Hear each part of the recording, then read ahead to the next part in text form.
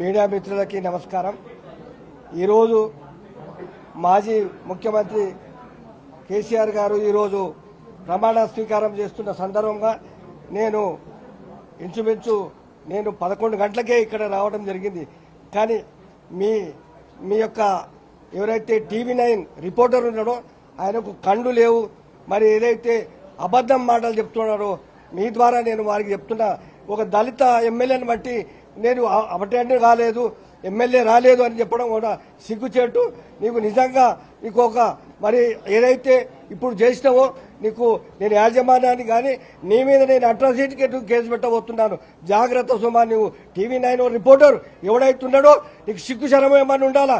ఈ రకంగా నువ్వు మరి ఎవరైతే కరెక్ట్గా చూసుకొని చేయాలా రిపోర్టర్. కాబట్టి మీ ద్వారా ఆ TV9 మాత్రమే చెప్తా ఉన్నాను. జాగ్రత్త సుమా. నువ్వు